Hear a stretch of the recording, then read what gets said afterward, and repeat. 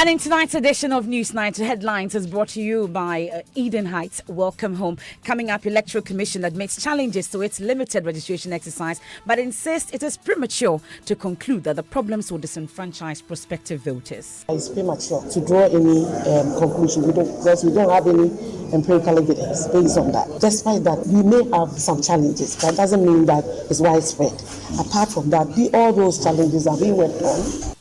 We hear from the political parties and the Coalition of Domestic Election Observers. Also, government lays before Parliament a legislative instrument to regulate the introduction of a genetically modified organisms into the country. CSOs are questioning government on why it seeks to get the approval secretly.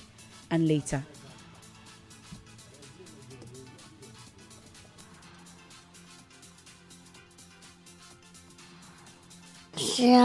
Catch me and she's going with me. Who is that person? Do you know him?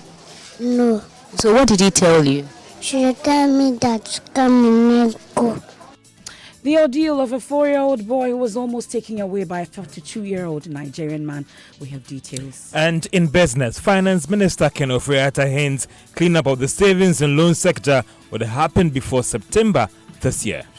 In sports, we hear from head coach of the Black Stars, Kwesi Appiah, who says that the Black Stars camp in Dubai has been the most peaceful he's witnessed as a coach of the senior national team.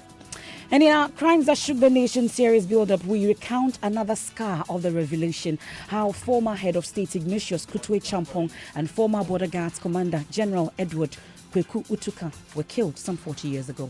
Very traumatic, the eve of June 4th. I don't listen to radio. We have details of that, and Malco girls on the verge of crashing out of the National Science and Maths Quiz on day one of contest, despite vowing to go all the way at this year's competition. This time around, we want nothing less than quarterfinals. Yeah. Over the years, our school has not really been doing well in this except. So this year, we want to make a difference. We want to leave a mark. Well, that could not happen for them. Do join us with your thoughts and comments via WhatsApp on 0244 340 437. I am MFA Paul.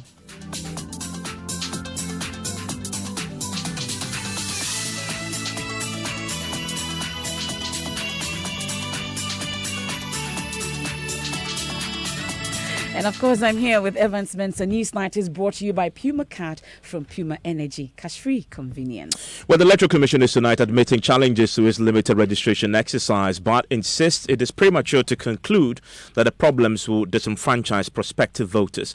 In some areas, the Commission has been forced to take their voter management system offline due to network problems. The EC is hoping to capture the names of prospective voters who have turned 18 or persons who never registered before.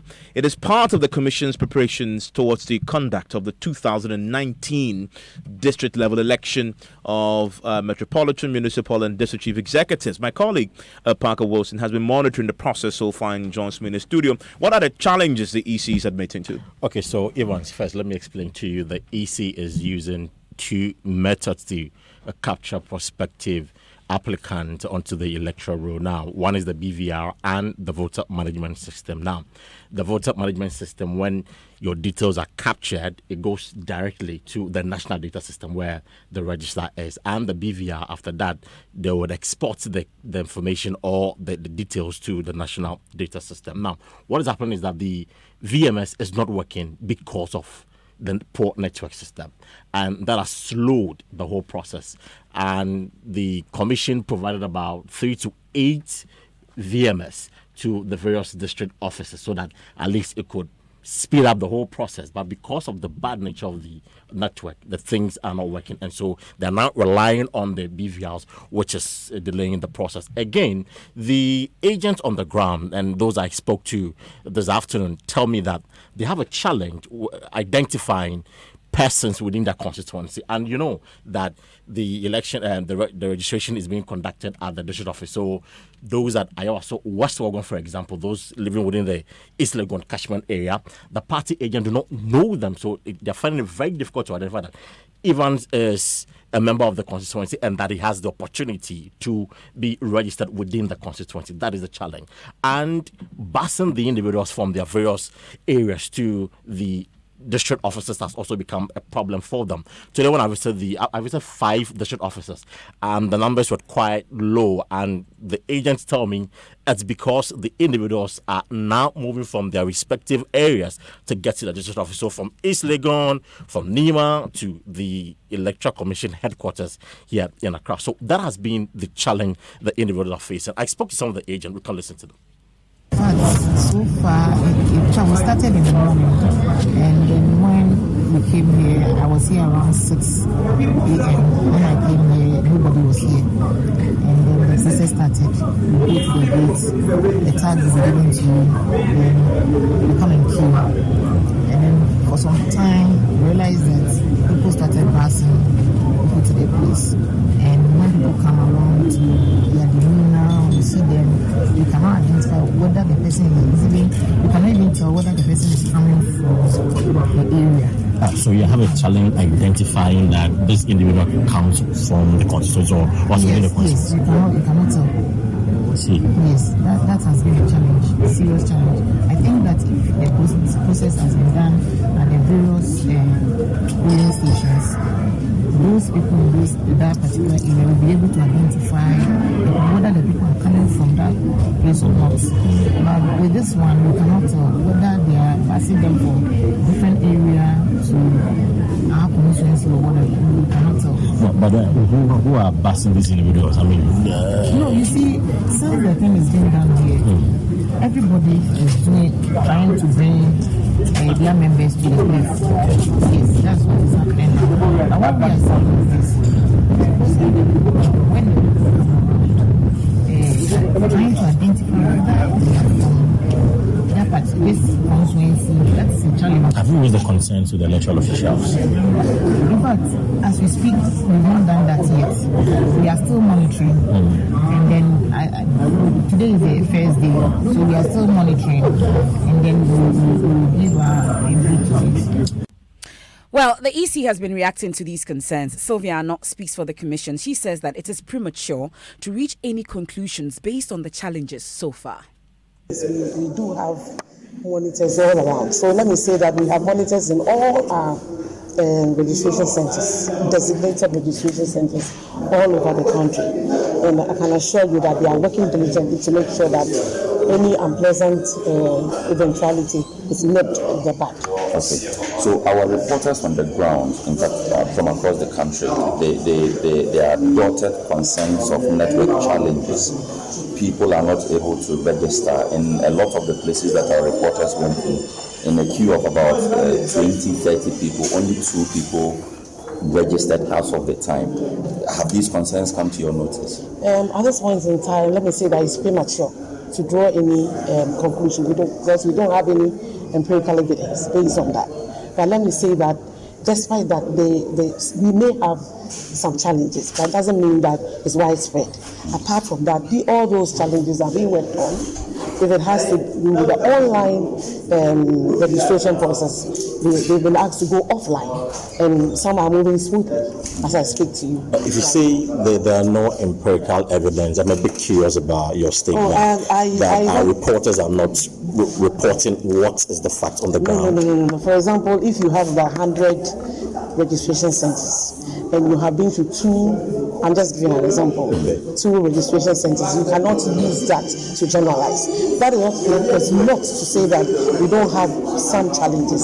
With every exercise, we do have challenges because there are human beings working, they are working with machines. You may have challenges, but what I'm saying is that the Electoral Commission is working diligently to solve these problems. And let me say that I think around midday, we got to know that some of the registration centers had challenges with their kits. So they were asked to go offline. That is the VMS. Yes, so that the queues could move. And thankfully, some of the queues are moving. It's early days yet, and these are teething problems.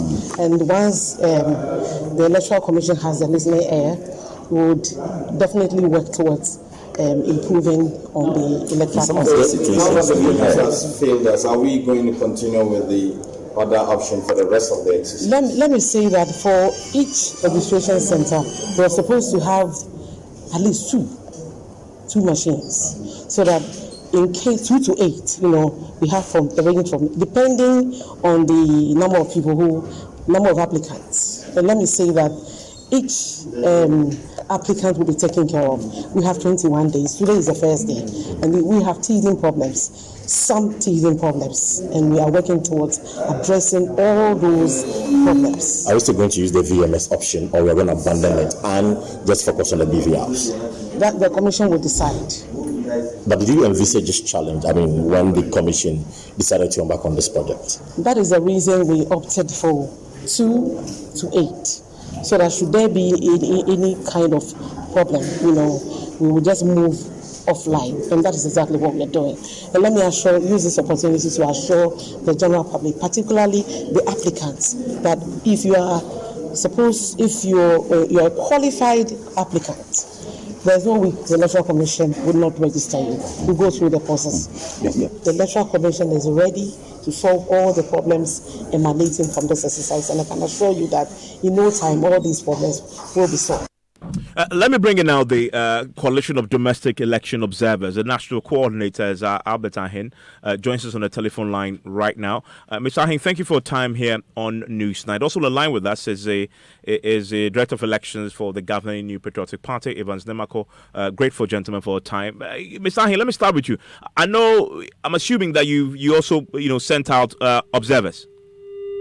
I think we've lost him. Do I have Evans Nemako on the line? Hello, Mr. Nemako. Hello, Hi. Hi. Thank you very much, sir, for your time here on Newsnight. You're welcome. What's your own assessment of how day one have gone with this limited registration exercise? Well, thank you. Let me say hi to your listeners across the world. I think for us as the New Patriotic Party, we've monitored day one. It's not been too smooth because in most of the centers across the country, the EC's online machines could not take the load. So in most of the places, the online couldn't function properly. But we've been told from our field officers that the offline arrangement has gone on smoothly. So in the 21-day program, we see how the rest of the days will go. We're hoping that the EC will put up its arrangement properly so that people who are supposed to get onto the electoral roll will have a smooth arrangement. Stay with me for a second. Let me bring in Albert Ahin with Codeo. Ms. Ahin, I'm sure you sent out observers. What are they reporting to you? Yeah, good evening to your listeners. And let me say that Codeo, to be honest with you, didn't send observers to the ground. But even though we didn't send observers, we are still monitoring the exercise. We are monitoring the exercise from our headquarters. From your headquarters. Based on that monitoring, what's your own sense of how it's gone? Yes.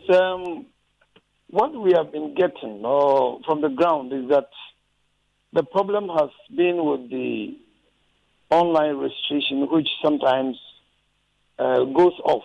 You get people who come in there from the villages, they come to the district offices to register, and sometimes they have to wait for hours because the line is off. And that is actually what is being the major problem from the very beginning of this exercise.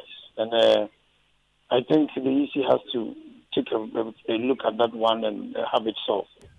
The other one also has to be the one which is the offline. The offline is really doing some good work. Of course, in some of the regions, they have selected some difficult areas. That is helping.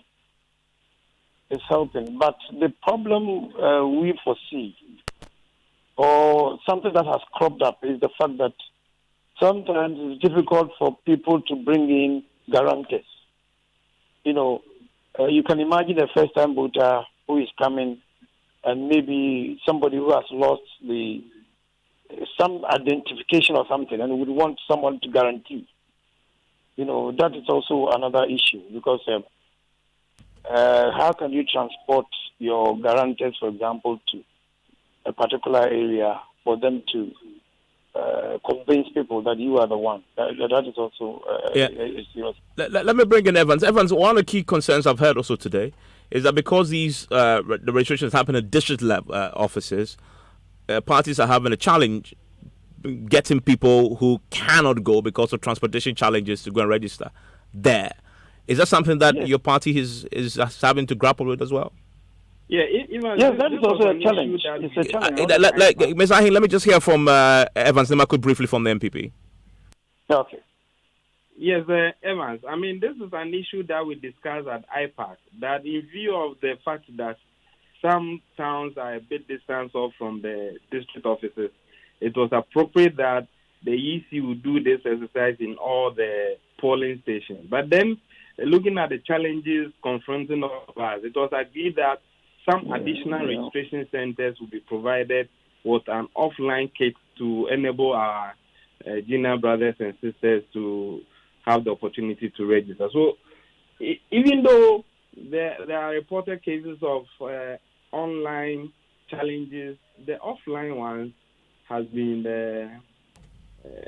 so okay for now, but it is important that the EC, as they told us, will make sure that the online arrangement is put in place. And the distance, though, getting people to actually get to the registration centers.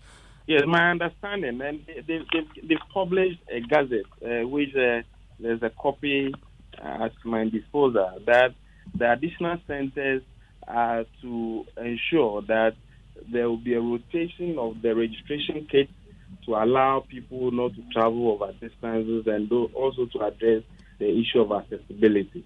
All that we are hoping is that, yes, the one normally will have some challenges, but it is important that the EC will put its house in order and ensure that our junior brothers and sisters will have the opportunity to register.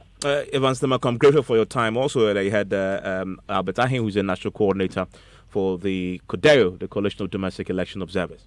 Now, let's talk about another issue that most of us need a lot of education on. That's GMO.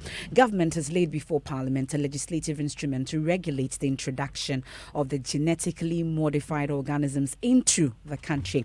The Biosafety Regulation 2019 seeks to ensure that the implementation of National Biosafety Act, which was passed by Parliament in 2011, Environment, Science and Technology Minister Professor Kwabena Frimpong-Boateng, in a secret memorandum to Parliament, praised GMOs as key to the country's development. Parliamentary correspondent Joseph Opoku Gakpo joins us live with details of that LI that was laid before Parliament today. So, Joseph, what exactly is this LI all about? A few weeks ago, not exactly today, but you know that a document, the Biosafety Act 2011, was actually passed by the House back in 2011 to allow for a regulation of the introduction of GMOs when it comes to food production generally.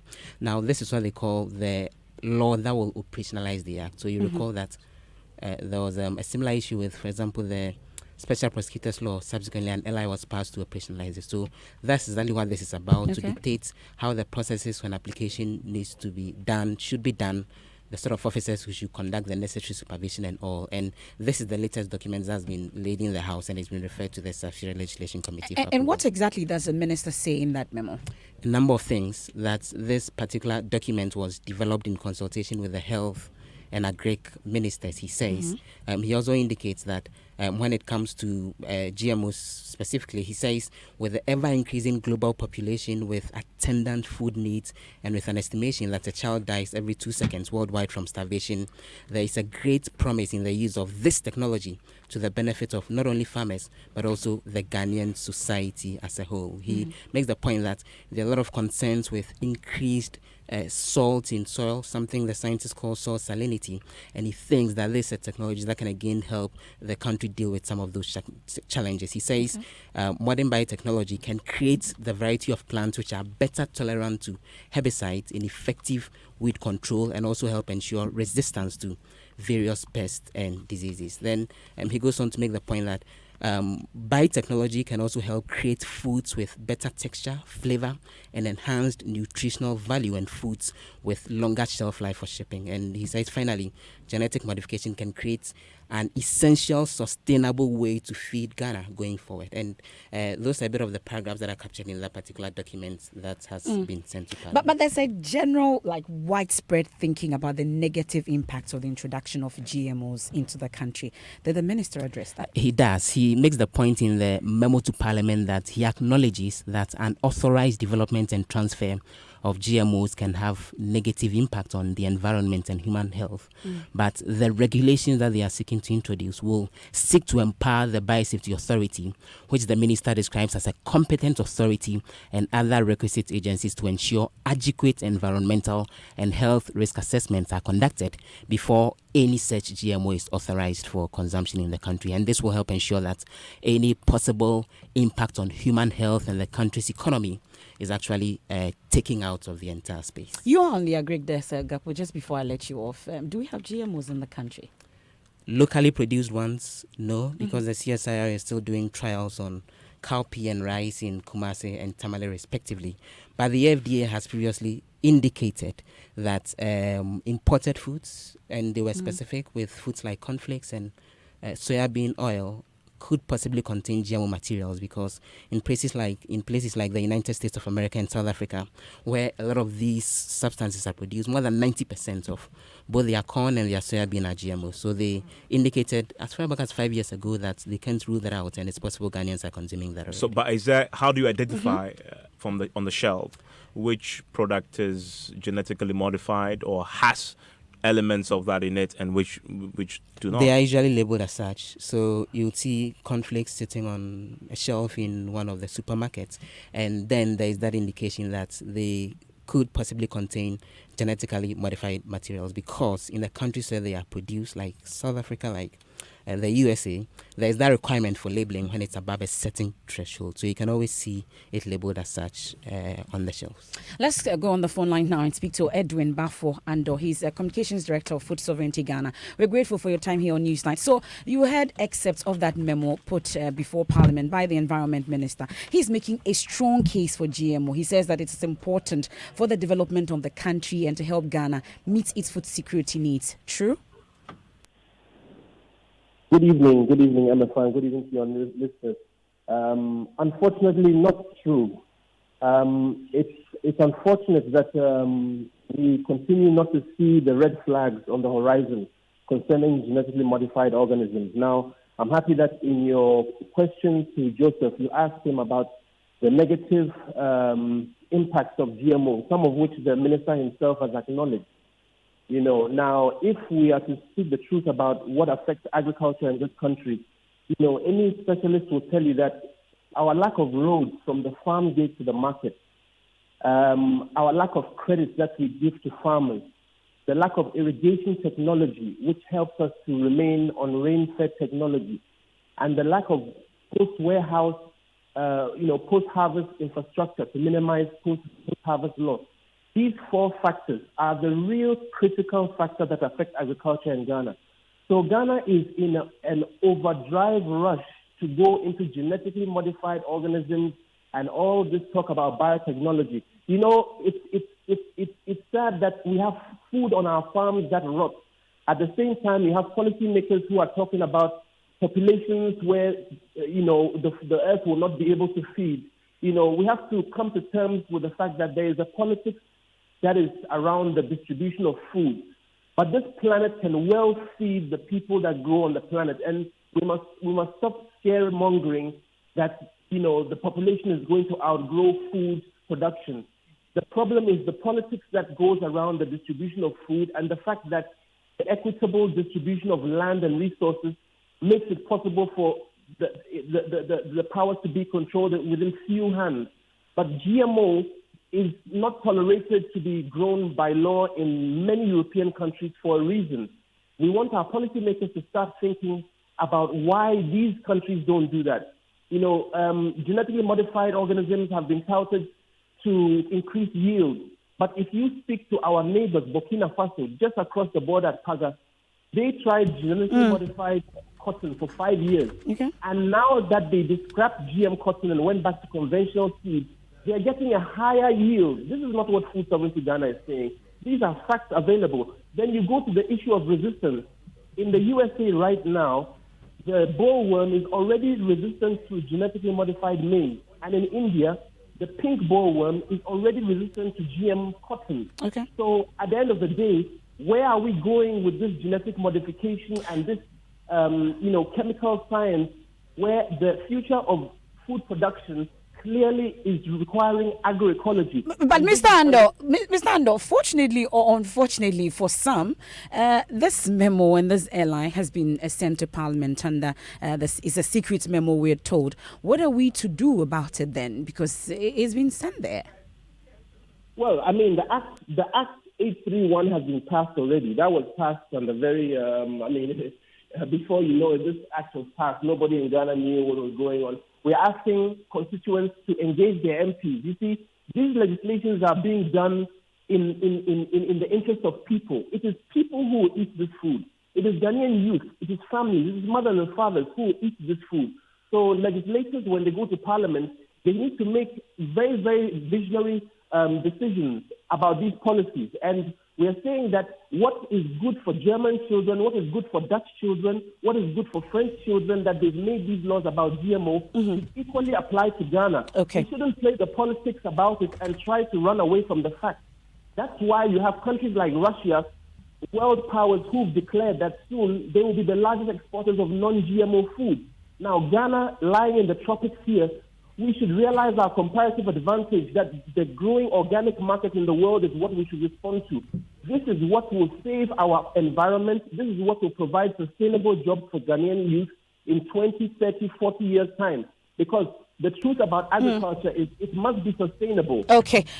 We'll have to leave it here, Mr. Ando. We're indeed grateful for your time. That's Edwin Bafo Ando. He's Communications Director of Food Sovereignty Ghana. We're hoping to raise the Deputy Minister for Environment, Science and Technology for more on this, but we're unable to do so. As and when we do, we'll get to speak to him. And we'll take a quick break here on Newstime. When we return after business in our Crimes That Shook the Nation series build-up, we recount another scar of the revolution, how former head of state Ignatius Kutwe Champong and former border guards commander General Edward Kweku Utuka were killed some 40 years ago.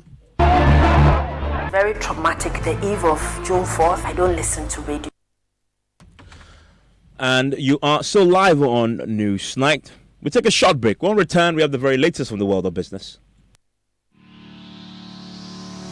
It's time to experience something different, unexpected, and definitely beyond banking. It's a new era at GCB Bank, Ghana's most welcoming bank, where we offer you a world of financial security, flexibility, and convenience. We swiftly serve you with over 180 branches and 300 ATMs, and provide e-banking solutions that make it possible for you to bank anywhere, anytime. When you need a personal loan, sooner is better than later, so we give it to you in 24 hours to make sure the experience is always memorable. At GCB, your opportunities are limitless, and we keep you smiling at all times. We're bigger and better, ready to take you beyond banking. GCB Bank, your bank for life.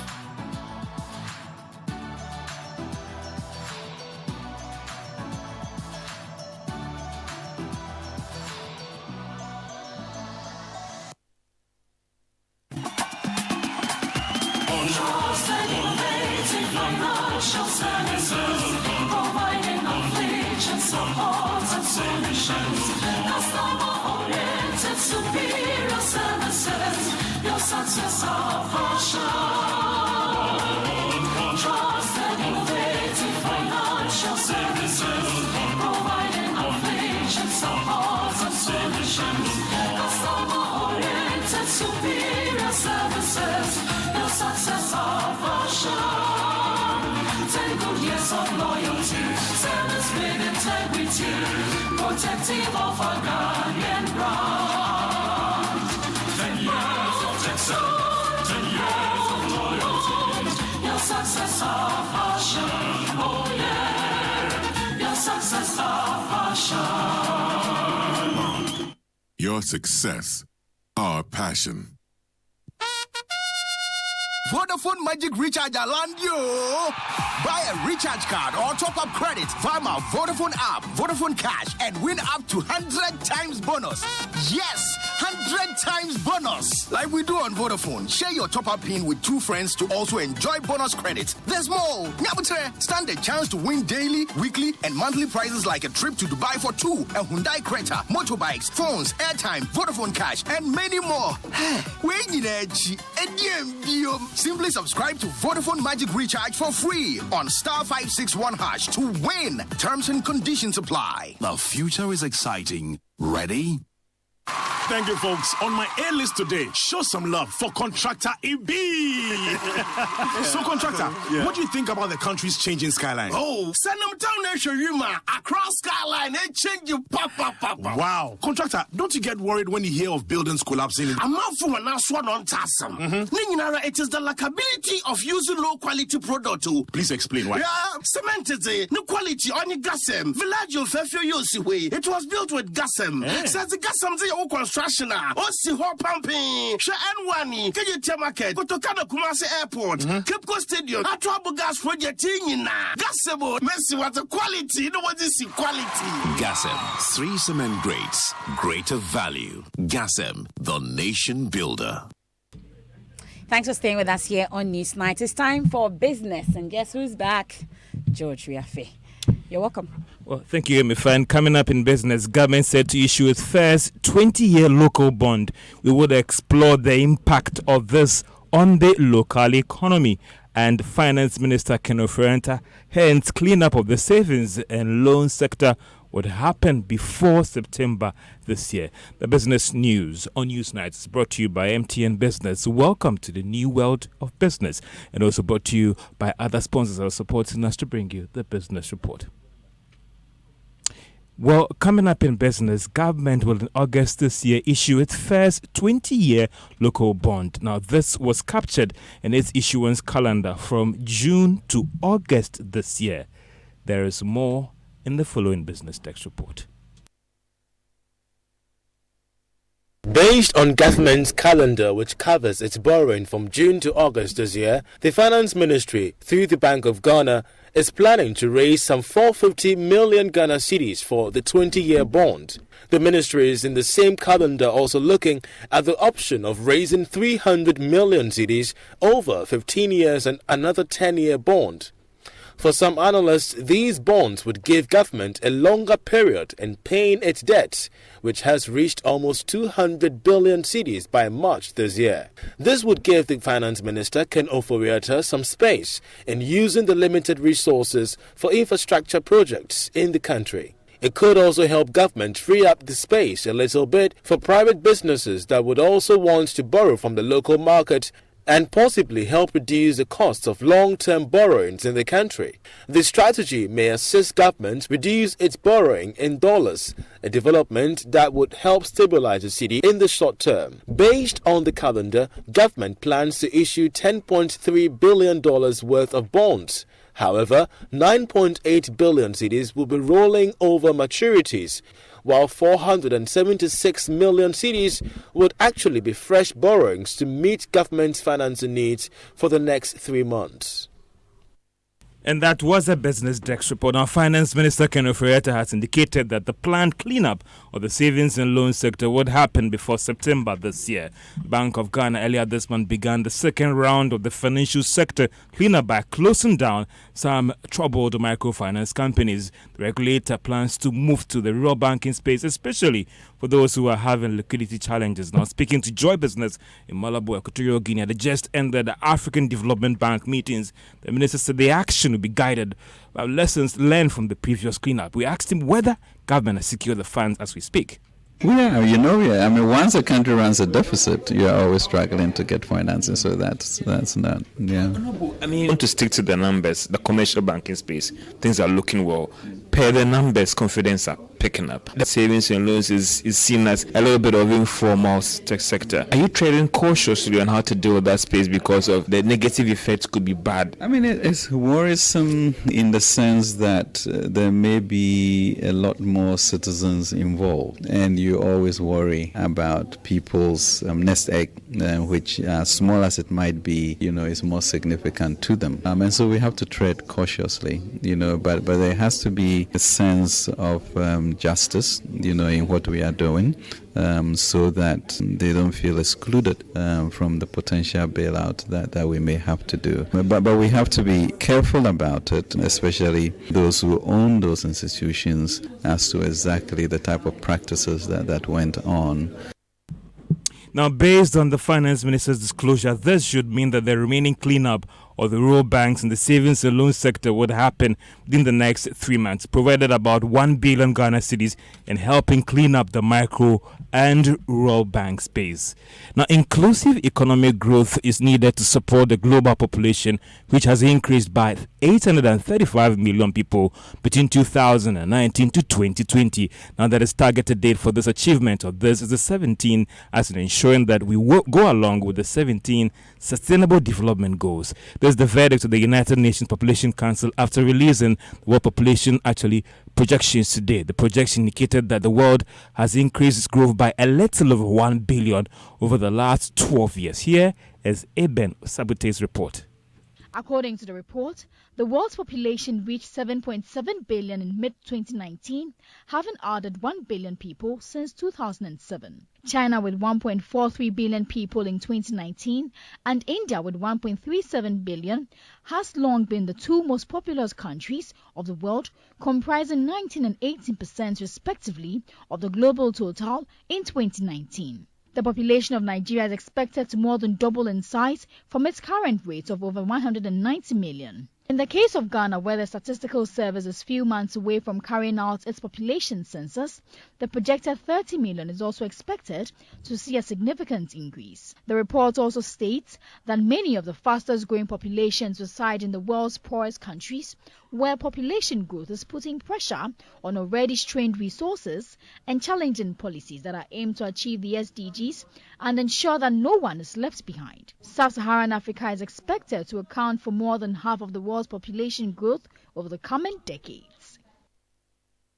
So that's a Business Desk report, a report put together by Ben Sabuti talking about that significant increase in the world population size by over 1 billion. And don't forget, the Ghana Statistical Service would also be carrying out its population and housing census very soon, to also for us to appreciate the size of the population in the country. Thank you very much, George, for the latest from the world of business. Now, on June 16, 1979, former head of state Ignatius Kutu Echampong and former border guards commander Major General Edward Kweku Utuka were executed. Well, as we build up to the second in our series of crimes that shook the nation, titled Scars of the Revolution, today, here's why they were killed and what the family of General Utuka went through after the demise of their father. On January 13, 1972, barely 2 weeks into the new year, soldiers led by then Colonel Ignatius Kutu Echampong of the 1st Infantry Brigade overthrew the democratically elected government of Dr. Kofi Abrefa-Busia. There has not been an election. There has only been an adventure by a small band of the military people stationed in Accra. This was his justification. I would like to emphasize immediately that this coup was not initiated by the armed forces merely to satisfy our selfish ends. The takeover was occasioned principally by the hypocrisy of the Busia regime, coupled with the inefficient management of our economy. 6 years later, on July 5, 1978, General Echampong was deposed in the palace coup led by his second-in-command, General F.W.K. Akufu. At the time of the June 4th uprising, Echampong was confined to his village of Trabom in the Ashanti region. He was apprehended, as were other high officials of the Supreme Military Council regime. In the early hours of 16 June 1979, Echampong and commander of the Border Guards Unit, Major General E.K. Utuka, were dragged from their places of confinement and shot and killed. Wife of General Utuka, Justin Utuka, tells us what happened to the husband. The Presbyterian chaplain and Father Kumesi, all from Bema camp, they sat down and they said, let us pray. So I bowed down my head, we prayed. And Father Kumesi, who speaks my dialect, said, the previous day they came to tell him that he should come to his chapel. They are going to pray for those who are going to be executed. So he saw my husband with General Champo handcuffed. So my husband handed over his bag to him to be brought to me. According to the military government, they were convicted of squandering government funds by revolutionary courts. But a retired Air Force officer, Colonel Kofi Abaka Jackson, in 2003 gave evidence before the National Reconciliation Commission insisting General Utuka was executed to satisfy the other ethnic groups whose members in the military were being executed. The eldest daughter of General Utuka, Doris Utuka Gaba, agrees. It's not every military officer who was happy with what happened. Even when they were in prison in Isawam, most people were not happy to see them there. These were the last hours they had with them. People talked. The soldiers who were guarding them talked. And for whatever reason, they were going to execute him. People heard it and they informed us. I would like to meet those who buried them when they were executed. They were very, very kind to the family. They made sure we could identify everybody. To the extent that when the bodies were exhumed to 37, there was no need for DNA. Her younger sister, Elizabeth Utuka, believes that if their father had been given a fair trial, he would have survived. Mr. Rollins, when he attempted it May 15th, he was being tried by the military tribunal. He had a lawyer to defend himself. So why didn't he give them that opportunity? It was a very traumatic experience, which took many, many years for me to get better. There was a point in time when I hardly watched the news when certain people are in power. And then for many years, the eve of June 4th, the day and after, I don't listen to radio. I don't watch TV. I don't read the newspapers. I just shut down. Excerpts of our latest special assignment and crimes that shook the nation. This one is titled Scars of the Revolution. The producer is here, Raymond Aqua. So when we say Scars of the Revolution, what's it about? Let's take it this way. Since independence, the nation has gone through some tumultuous political changes and a glut of coup d'etats. And we know this is between 1966 and 1991, with some intermittent constitutional governments playing their roles over the period. But the military has predominated within the space that I'm talking about in this case. Now, within that space too, there's been some violent, not necessarily armed conflict, but rights violations and a lot of human rights abuse and many things that happened during the time of the National Liberation Council, National Redemption Council, the Supreme Military Council, first and second one, and also the Armed Forces Revolutionary Council and the Provisional National Defense Council. Now, this will catalog the people who are still living with important and major scars, who have suffered irreparable damage over the period, who do not think that they've been given the right kind of attention and also the right kind of retribution required within the space. Again, this is to let Ghanaians know their history, that it's not all gone since 79, that there are still people who are living with major scars and people who are struggling to make ends meet, people who are struggling to come to terms with what happened to them some 40, 30, 55, or even 60 years ago. And the question that will end it all is, we've tried in all forms to try and fix the problems of people and also try and reconcile the state in many forms. Have we truly reconciled the people? 2, have we been able to assuage those that we said were going to help in ways to survive it? And this is because we needed to say along the line, never again. But really, have we learned the lessons needed to move forward? Well, you may have attempted to answer my next question, but I'll still ask anyway. What do we hope to achieve with this? First and foremost, you learn from your history. People who have no proper appreciation of their history are bound to repeat sections of it, and in terrible forms, and the African history has shown in so many of it. 2, there are even episodes today, That reflects what's happened in times past. That shows that we didn't learn as much as we ought to learn from the historical episodes of times past.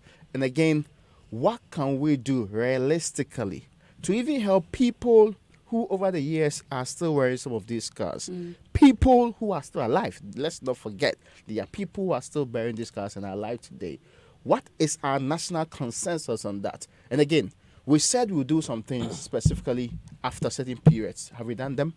Have we moved our nation to a more reconciled state? That is the objective. And when is it airing? Pretty soon. How soon? Coming to, I would say cinema near you, Coming but to on cinema. this particular network. And in near you. 1979, where were you? Oh, yeah, I mean, clearly. I asked about I was not born. I but, asked you. Okay, so in this room, I don't think that any of you were born. I mean, clearly. I was pretty, Thank you very much, Aqua. We are looking out for that. Scars of the Revolution is the second in the series of crimes that shook the nation. Now, the 42-year-old Nigerian man who was arrested by residents of Mamobi for allegedly attempting to steal a 4-year-old boy has denied knowledge of the theft. Now, that's according to the Nima police, which is currently holding the suspect after his arrest on Sunday. Now, the suspect was handed over to the Kotobabi police after his rescue from an angry mob. The residents claim that he had been, but for their vigilance, the child would have been part of the country's missing children statistics. Joy News' Matilda Bomega visited the community and has come through with this report. She have catch me and she's going with me. 4-year-old Abdulrahman recounts his experience with a stranger on Sunday morning. She have catch me and she's going with me. Who is that person? Do you know him? No. So what did he tell you? She tell me that come and go. And what did you tell him? And then after she's running and she's chasing me. He was chasing you. Where was he pulling you to? She wants to catch me. He wants to catch you. That's the only memory he has of what relatives and residents describe as an attempted child stealing. According to some residents, Abdul Rahman was seen in the company of the suspect at about 7 a.m. on Sunday. We all ran and followed and see what is happening. So when we were running, most of them were saying that, a guy came to, pick the child. Okay. So we followed him. Later we heard that, the guy ran away. A resident who says he observed a boy being lured into a black Corolla vehicle parked a few meters from the boy's home, approached them and raised alarm. I noticed the suspect was trying to lure the boy with his mobile phone. I suspected something was wrong. So I asked if the suspect was related to the boy. I was told he did not know the boy. So I raised the alarm and he was trying to steal the boy. When I called him a thief, he also called me a thief in return. And that confused many people around. They actually wanted to beat me up. According to the residents, the suspect, upon sensing danger, fled and hid in one of the homes in the neighborhood. They don't want to leave the guy to us, so we were struggling, and automatically they give him to her. Then the people started to kill him, but we protect because he told us that they were 4, and they brought one Toyota also, black car. So 3 of them are inside the car. But we didn't listen to the guy. Left. That's why we are all protect the guy so that we can get evidence. It took the intervention of some residents to rescue the suspect from the angry mob who had badly assaulted him. This was later handed over to the Kotobabi police for interrogation. For Joy News, Matilda Pamagan, Mamobi, Accra. Realized he was. Well, meanwhile, the Nima Divisional Police Command, they've taken over the case from the Kotobabi police. The police say the suspect has denied knowledge of the attempted child theft. Divisional Commander is ACP Abraham Akwe.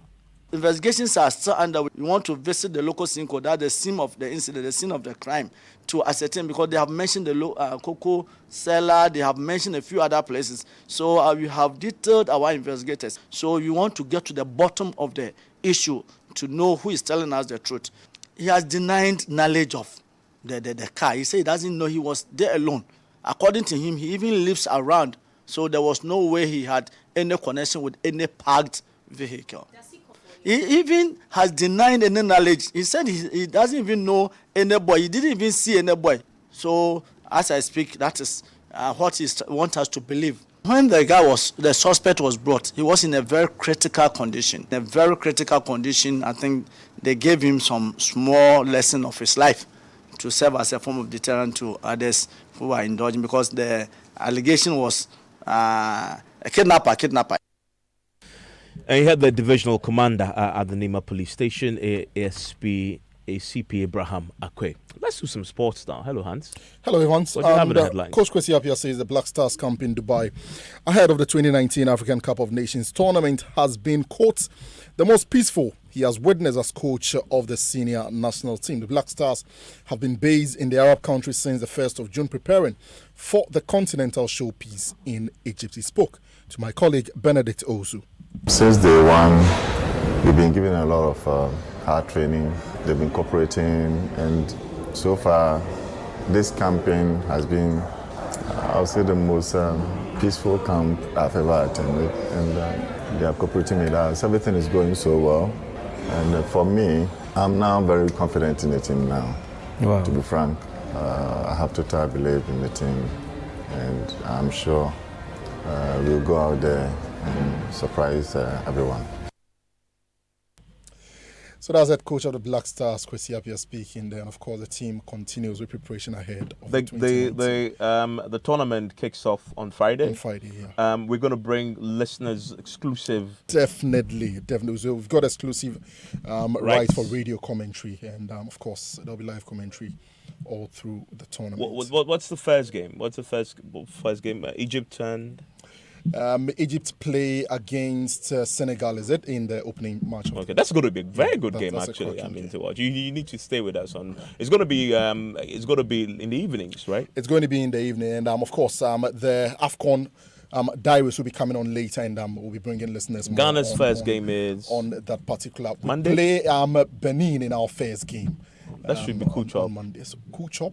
There's no such thing as cool chop, at the African Cup of Nations. Okay, we'll see. Difficult game. The last time we won this was what? 1982. 37. That's 37 years. Yeah, well, but it's coming home this time. This is a year of return. It's coming home. It's returning home. Yeah. Hans, thank you very much. Let me bring you a few of your messages coming through on our WhatsApp console. This one says, Musa says, from the report we are getting so far, it vindicates the opposition position that the EC actions and inaction prior to limited registration exercise was clearly to disenfranchise legitimate Ghanaians. That's his view there. And then I'll say, in Kumasi says, I want to know why should the minister send a secret GMO document to Parliament? Why the secrecy? He's asking there. Mohammed says it's not enough to be stressing on the potentials of GMO in making food available. We should also be thinking of its health implications. We need living food, not dead food. We're just going to create a market for Western world. This one says from Leviticus, Kaswa says, as the EC has begun the limited registration exercise today, all fresh persons of 18 years and above must go and register. And the final one says, I think the EC should task its officials to switch to the offline mode to minimize these delays on long queues at the various centers. The NDC is very quick, he says, to take advantage of some of these concerns. Those are some of your views on our WhatsApp console. This time around, we want nothing less than quarterfinals. Yeah. Over the years, our school has not really been doing well in this except. So this year, we want to make a difference. We want to leave a mark. So those were some contestants of the EPC Malco Girls, you recall that, don't you, from the Volta region, who vowed to go all the way at this year's National Science and Maths Quiz last week. But after day one of contest, the all-girls school is on the verge of crashing out of the competition. Well, the Tema Bay's Chemu Senior High School ramped to the next stage of the competition by beating Mauko and St. Mary's Seminary from Lulubi. That's MFI, is that in your backyard? Yes, it is. Chemu came through with 52 points. Mauko with 25 and St. Mary's Seminary, Lulubi, 22 points. It's a seminary. They must have divine intervention, but it appears it didn't come through. Well, winners of Chemu Senior High School say they are confident of taking this year's trophy to Tema. They've been speaking to Joy News of today, booked a place at the 1/8 stage of the competition. As a matter of fact, we're actually expecting to score higher marks than what we actually did. So to win is not really that much of a surprise. We are coming with Venom. Venom. Yes. I remember at the Greater Accra Regional Championship, you guys beat Presec Legon. In fact, you tamed them. In that contest, you guys had 54 points, 51 points. They had 36 points. Are you guys confident of taking the trophy? Oh yeah, we are confident of taking the trophy. I've met most of the big schools that they're so-called big schools, and we have beat them. So they're also beating us. But fast for a contest, it's not about what you know, it's about discipline. So yeah, we are going to take it. I think they come to Tema this year. We are going to take it to Committee 4. Take the cup to Tema. Okay. Can we have a feel of Chemu Senior High School?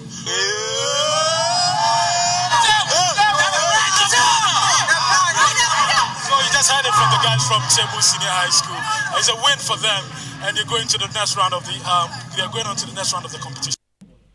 So you have the students from Chemu interacting with Maxwell Agbagba. Of course, Nancy MF Adradozi is also at the University of Ghana and sat through one of the contests. Let's get onto the line now and speak to her. A number of schools that went through today.